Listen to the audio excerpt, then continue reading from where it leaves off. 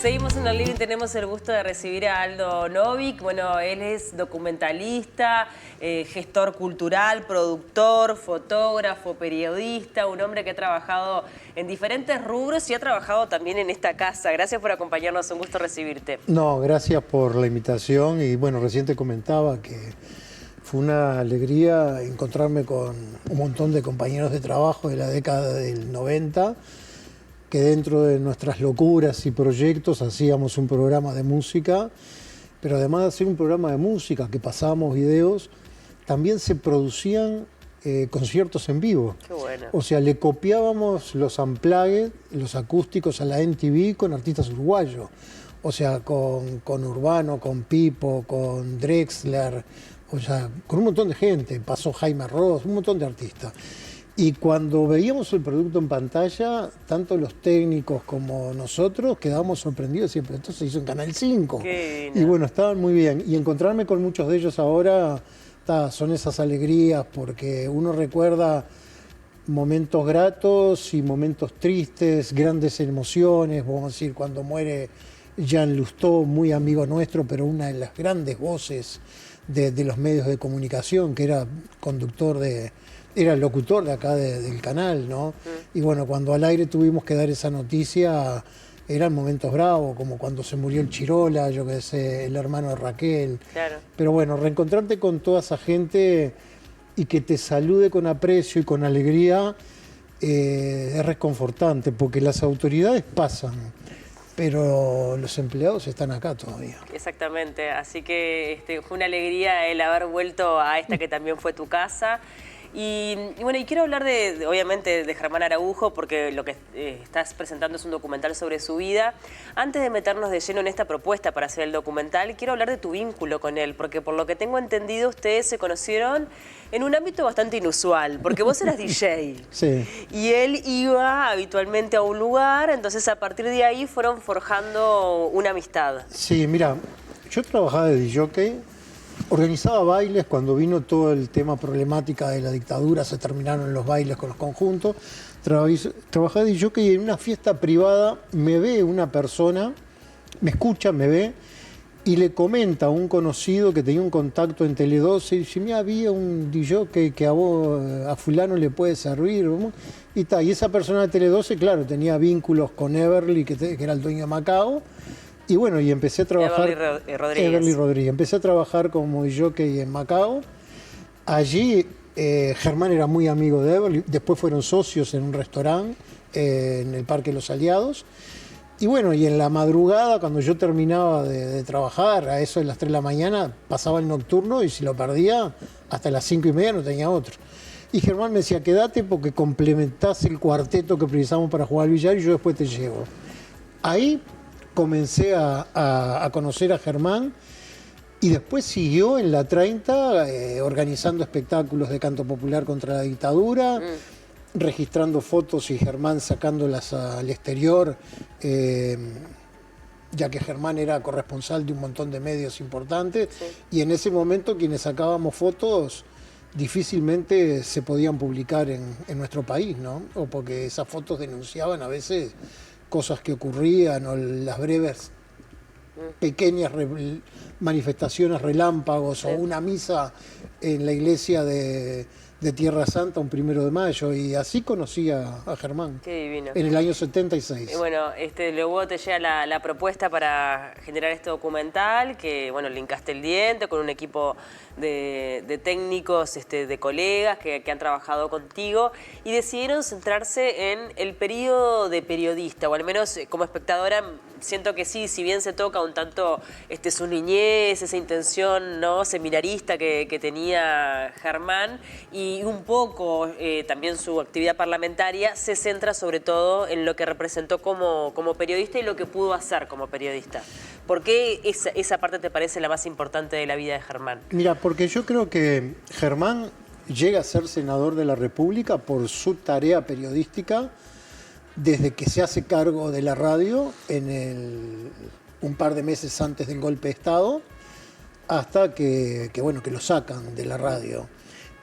Pero entre el 73 Y el 84, cuando vino la apertura democrática, él enfrentó a la dictadura denunciando desapariciones, torturas, o sea, todo lo que ocurría. Con mucho ingenio en varias oportunidades, con respaldo internacional. Él estaba muy respaldado internacionalmente con un montón... Para ser gráfico, Germán fue una persona que entre el 73 y el 84 fue detenido en 197 oportunidades. Tremendo. Cada vez que lo llevaban preso le decía a los militares, si yo no salgo, mañana escuchen la BBC de Londres, escuchen Radio Nederland, la Radio de España, y van a ver que ellos ya saben que yo estoy preso y tal. Entonces tenía una carta de presentación, vamos a decir, tenía una carta de protección al ser corresponsal de medios importantes muy interesante, que los militares no querían correr riesgo. Incluso cuando Germán empieza la actividad periodística, llega a ser corresponsal y hace entrevista para un medio como Le Monde en Paris Match, Match en Francia, ¿no? Y bueno, él se vinculó... Que es muy divertido, como también cuentan en el documental, cómo es que accede a Paris Match con ese reportaje inventado que después se forma... Ahí muestra un poco el ingenio de Germán para muchas cosas. No solo para llegar a ser corresponsal de Paris Match, sino para conseguir su pasaporte cuando no se lo daban para ir a buscar el premio. Él gana un premio a la mejor emisora, la programación de Iberoamérica, en la cadena SER de España, y que no era fácil ganar un premio de ese tipo. O sea, lo ganó 2 veces, pero Diario 30 salía a las 11, a las 15 y a las 21 horas. Y en cada salida, que duraba media hora o un poco menos, tenía más de 250.000 personas escuchando el programa. Era una audiencia terrible, ¿no? Sí. Entonces nosotros decidimos que la parte interesante de Germán era la parte de Germán Araujo periodista. Totalmente. Lo que había hecho desde que él se hace cargo de la radio, nosotros cuando teníamos la información no se conocía, yo llamo a Gerardo Bleier, le digo, mira, esta es la información que yo tengo de cómo Germán llega a la radio. Está involucrado tu padre. Claro, vamos a contar eso, porque en realidad Germán ya venía con una trayectoria bien importante a nivel periodístico, había trabajado en Canal 12, había llegado a una subgerencia. En un momento, bueno, decide dar un paso al costado y es colocado desde un lugar bien estratégico en esa posición a cargo de la 30, ¿no? Como buscando de alguna forma ya de antemano anticiparse a lo que podría pasar. Exacto, esa es la visión de Eduardo Bleier, que convence al dueño de la emisora, que era León Sbirsky, y le propone a Germán la dirección de programación. Entre los tres hacen un pacto de caballeros, porque no se podían hacer contratos en ese momento por las condiciones en las que estaban, pero además Germán era una figura que venía de Canal 12, una figura que venía de la Unión Cívica y no estaba, si bien se había manifestado adherente al Frente Amplio en el 71, no estaba identificado directamente con la izquierda y tampoco con el PIT-CNT ni con ningún sindicato. Entonces era la persona indicada para hacerse cargo de la radio. Y bueno, se hace cargo de la radio 2 meses antes del golpe de Estado, y yo creo que fue una visión muy inteligente por parte de Eduardo Bleier, vamos, y del dueño de la emisora, que era el que también corría los riesgos, porque el permiso lo tenías vos y si pasaba algo, marchabas preso. O sea, y bueno, y después todo el trabajo que hace Germán en formar un equipo cultural muy importante. Estaba Esquinca, estaba Carlos Martins, estaba De Nevi, estaba el Bocha Benavides, estaba Alfredo Perkovich. O sea, había mucha gente. Y después, porque los Diario 30, Germán, no comienzan en el 73. Si bien hacen un montón de denuncias, Diario 30 comienza con las elecciones de 1980. Claro. Ahí arranca con su espacio. Antes, bueno, tuvo, como decíamos, esa picardía para poder decir sin decir, ¿no? Para buscar dar los mensajes sin ser detectados o al menos intentar que sean un tanto justificados. Hay momentos, bueno, que son como claves y que además se ven como bien reflejados en el documental. Uno es la huelga de hambre que hace Germán, ¿no? O sea, en un momento le clausuran la radio y él decide en un lugar estratégico Sí. hacer la huelga, porque todo es estratégico, según Germán, hacer la huelga de hambre hasta que se la vuelvan a restituir. Primero recurre a la iglesia. Sí. La iglesia le cierra las puertas, salvo Serpaj, que siempre estuvo cerca de los derechos humanos, la iglesia le cierra las puertas. Y ahí, por intermedio de un argentino, amigo de él, que tenía una agencia de publicidad, en 18 de julio y 8 de octubre decide hacer la huelga de hambre allí. Y cuando él hace la huelga de hambre, está decidido a hacerlo hasta las últimas consecuencias. Eso es otro capítulo más que entra dentro del documental, como entra la matanza de los 8 comunistas asesinados en el Paso Molino, los fusilados de Soca, las muchachas de Abril, el asesinato de Selmar y el Toba, el 80, la guerra de las Malvinas, la huelga de hambre, la apertura democrática, su expulsión del Senado, su expulsión de la 30. Eso te iba a decir, su expulsión del Senado y su expulsión de la radio, que no queda tampoco tan claro quiénes fueron los responsables de su expulsión, que eso me imagino que habrá sido adrede. Bueno, es claro, o sea, el propio Germán lo dice y está en una entrevista de búsqueda, dice, todo el mundo sabe que detrás de la radio hay dirigencia política. Entonces, cuando le pregunta el periodista de búsqueda, ¿y quiénes son esos políticos? Y Germán, para no dar nombres, dice, no voy a dar nombres, porque la historia no recuerda el nombre de los verdugos. O sea, bien propio de Germán, que no hizo falta de dar nombre, y nosotros también es sabemos... bastante sencillo, ¿sabes? Lo que eran los dirigentes en ese momento. Claro, ¿no? Sabemos quiénes son esas personas, entonces dijimos, ha pasado agua por el río, han pasado dirigentes políticos, los dirigentes políticos de aquella época no son los de ahora, y yo creo que hay que mirar para adelante, y nosotros no íbamos a ganar nada con decir, fulano de tal fue una de las personas. Dijimos, si Germán no lo quiso decir, tampoco lo vamos a decir nosotros. Cada uno sabe a quién nos referimos. Totalmente. Al que le corresponda el ensayo que se lo ponga, ¿viste? También, bueno, fue desde el Senado ya, ¿no?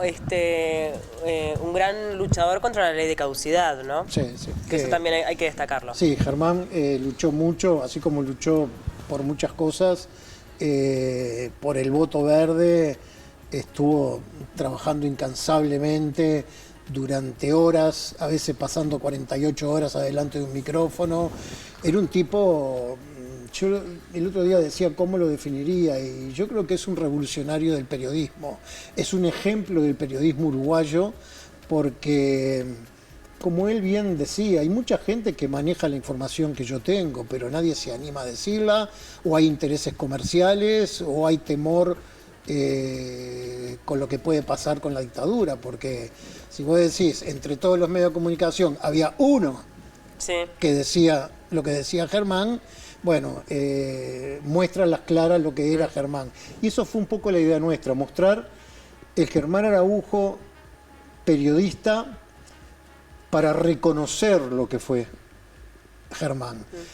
Porque si hoy hay muchos diputados y muchos senadores y muchos ministros y muchos presidentes que ocupan cargos en los gobiernos de turno y los que se fueron, en parte se lo deben a Germán, porque fue una de las personas que luchó con todos, porque antes luchaban tanto blancos y colorados por llegar a un gobierno democrático. Luego se empiezan a pelear, pero el principal objetivo de Germán era llegar a un gobierno democrático, y muchos de los protagonistas del gobierno le deben eso a una figura de José Germán Araujo, que luego de su muerte fue olvidado. Sí. Y bueno, y cuando a mí me hace la propuesta Carámbula, Migliaro y Buquet, me pareció correctísimo rescatar. Nosotros no sabíamos si ese documental se iba a convertir en un simple programa de televisión o íbamos a ir a Cinemateca, que era lo más viable, pero hoy en día, salvo un grupo de cines que nos dijo que no, por el contenido político del documental, salvo un grupo de cines, los demás abrieron las puertas increíblemente. O sea, Movie lo presentó en el Monfic Internacional y lo pone en cartelera este fin de semana. Movie, Live Cinema, Alfa Beta, la sala B de Nelly Guitinho, bueno, Cinemateca, Movie, Live Cinema, Sala B, y después Sí, las más importantes del 12 país, te voy a decir. salas de cine del interior Qué divino. que han dicho que sí a pasar el documental. Salvo en Salto y Paysandú, que no se animaron a pasar el documental por el contenido político, pero que ya gente del Telégrafo de Paysandú nos informó que lo van a organizar ellos. Nosotros lo que les decíamos que esto es, si bien el documental está relacionado con la historia de nuestro país, porque Germán está relacionado con la historia de nuestro país, está relacionado con la lucha contra la dictadura. Sí, claro. Con el afán de recuperar la democracia. Y eso es el contenido del documental, ¿no? A mí me conmovió mucho algunos fragmentos del documental, independientemente que ya conocía obviamente la figura de Germán y que hasta había leído libros un poco sobre su carrera. Hay cosas como muy personales, ¿no? Desde una carta de una madre que busca a su hijo desaparecido y que él, pese a cualquier posibilidad de censura, decide leerla y además dice, si yo no leo esto, estoy traicionando mi conciencia y hasta mi propia madre. Y también me conmovió mucho cuando él ya estaba enfermo, porque él sufrió un cáncer que terminó con su vida siendo muy joven, que recibe un dinero y que decide donarlo para los compañeros de la radio que estaban con problemas económicos. A él le habían quitado el nombre de la radio, los militares dijeron, pero no puede ser que este tipo tenga CX30 y que la radio se llama Nacional, que significa el país. Sí. Entonces le dice, usted no puede usar más el nombre de Radio Nacional. Entonces él le pone, bueno, va a ser CX30 la radio. Entonces, cuando termina la dictadura, Germán, por recomendación de gente, le hace un juicio al Estado, porque le quitaron el nombre. Y se lo gana. Y es una cifra importante de dinero. Y en ese momento, los empleados de la 30, que estaban en el seguro de paro, que no cobraban, estaban con el abogado, y Germán cobra ese dinero y va a hablar con el abogado Sartú, y no recuerdo cuál era la otra abogada, y le dice, este es el dinero que yo gané en el juicio, lo dono íntegramente al sindicato y a los funcionarios de la 30 para que cobren sus sueldos. En un momento donde él estaba enfermo y donde estaba con penurias económicas también. ¿No? Estaba mal económicamente, estaba mal de salud, no tenía sociedad porque lo habían sacado de la sociedad. Él en el Palacio Legislativo, sintiéndose mareado, se encuentra con Magurno y Magurno le pregunta, ¿pero qué tenés? Me mareo, ¿por qué no te haces un examen? No tengo sociedad, me sacaron de la sociedad. Entonces Magurno fue a la oficina y le pide los documentos a Gabriela, su hija, que era la secretaria personal. Dame los documentos de tu padre, de tu madre, el tuyo y el de tu hermano. Volvió a las 3 horas y le dijo, tu familia ya está registrada en la Española y tu padre se puede atender. Y eso fue un gesto de humanidad por parte de Magurno, y ahí no hay banderas políticas. No hay color político, exacto. O sea, porque Magurno es una persona llegada al pachequismo, era Claro. lo opuesto de Germán, ¿no? Pero ahí se ven el valor de los hombres, ¿no? O sea, de las personas que están mucho más allá de las banderas políticas, ¿no? Y Germán fue un tipo muy íntegro en todo aspecto, ¿no? Periodísticamente un fuera de serie, pero humanamente, con lo que tú acabas de comentar, que viste en el documental, refleja algo realmente sorprendente, ¿no? Que tiene que ser ejemplo para los estudiantes de periodismo, para los estudiantes de comunicación y para los periodistas actuales, para esos programas que se ocupan de determinadas cosas del jet set o de la farándula o de cosas que tienen que ver con la diversión. Y hay cosas mucho más graves, mucho más importantes, ¿no? O sea, en la vida, ¿no? de los seres humanos, porque todo el mundo sabe que el que puede tener la suerte de tener un trabajo tiene que hacer a veces malabarismos para llegar a fin de mes, o el que tiene un contrato y no se lo renuevan, también le pasa exactamente lo mismo. Entonces, a veces hay que pensar más en la parte humana, y yo creo que Germán reunía todo ese tipo de cosas, del periodista, del profesional, pero de la persona que tenía un corazón grande como una casa. Sin ¿no? duda. ¿Cómo ha sido la repercusión, no? Obviamente que son los primeros días, que están comenzando a darse las funciones, que tienen previsto también tener una proyección en la FIC, ¿no? Como para también acercarlo a las nuevas generaciones, que es una figura, a mi entender, también indispensable para que las nuevas generaciones conozcan, para que entiendan qué se puede llegar a hacer desde este lugar. Mira, nosotros hicimos una van premier invitando gente a medios de comunicación y a invitados, a gente que participó del documental, como el profesor Carlos de Masi, la profesora Ana Frega, el profesor Pereira, Gerardo Bleyer, yo qué sé. Bueno, un montón de gente, hay fue un montón impresionante. de gente, sí, bueno. Entonces hicimos una función porque considerábamos que ver el documental en un cine reunía las condiciones técnicas de audio e imagen ideales para poder ver los efectos de gráficos y el sonido que tenía. Y claro, ese día fue muy emotivo, fue una alegría grande ver a la hija de Araujo llorando, ver a Sergio Silvestri, por ejemplo, que está en el noticiero de acá, emocionado, o sea, por lo que habían visto. Gente que siente el periodismo, pero gente que siente la vida desde el arte, como los músicos que aparecen de repente con parte de sus canciones en el documental. Gente de diferentes ramas de la comunicación y del arte que estaban emocionados. Y bueno, pero después una anécdota, por ejemplo, Gilda Aspesi, que es la esposa de Manuel Capela, fue con Graciela y la esposa de Eduardo Larbanois a la función del sábado en el Monfic, en el Festival de Cine. Y claro, las palabras, las líneas que me pasó, eran 10 palabras que me pasó Eduardo Larbanois, eran realmente motivadoras de decir, bueno, esto te llena el alma, ¿viste? Por lo que puso.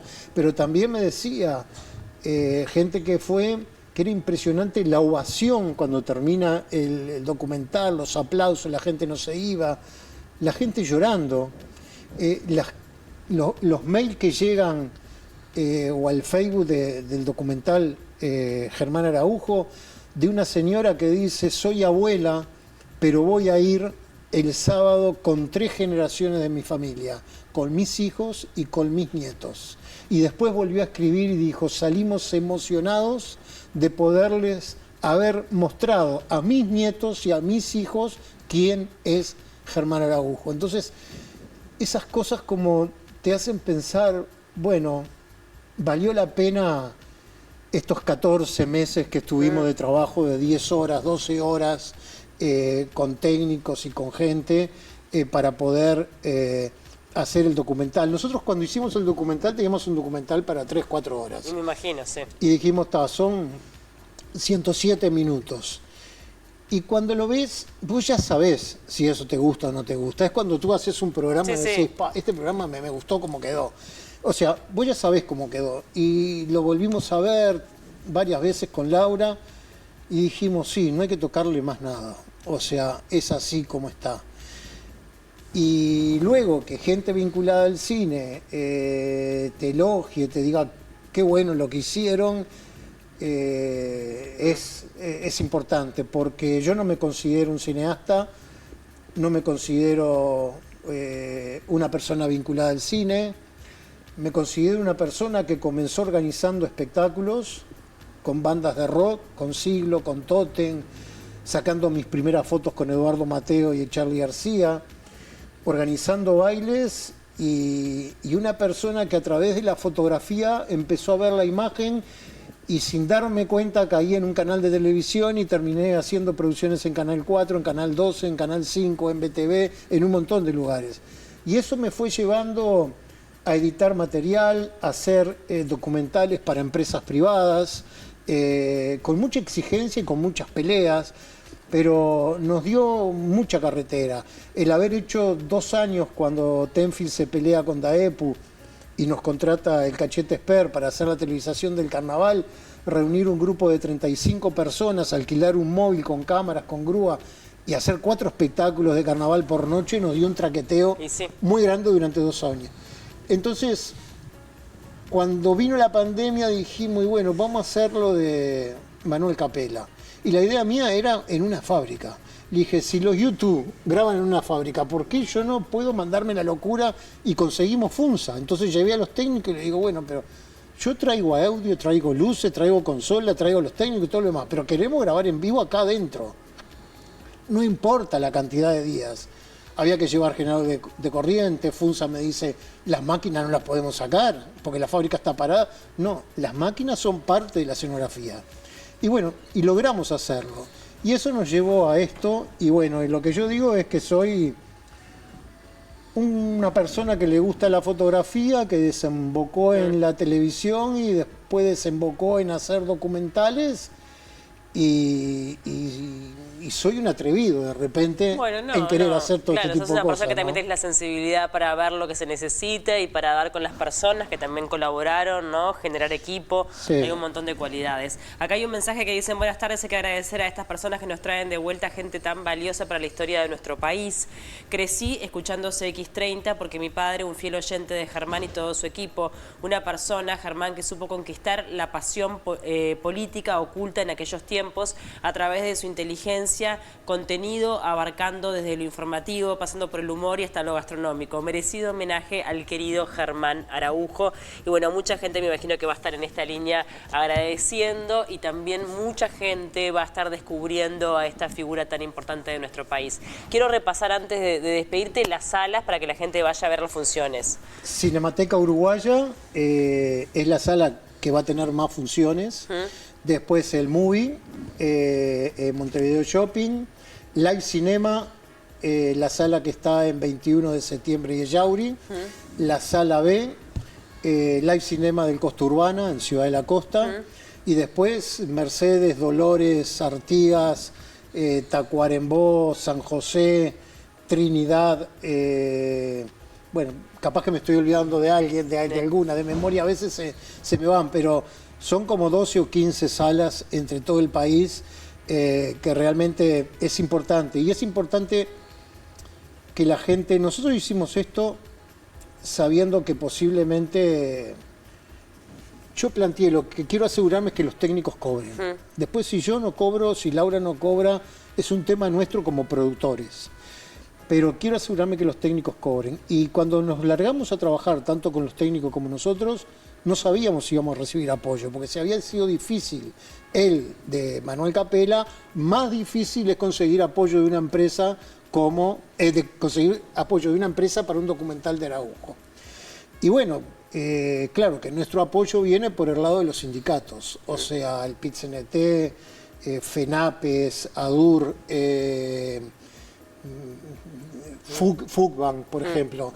Todos estos gremios y cooperativas hicieron posible darnos el primer empujón.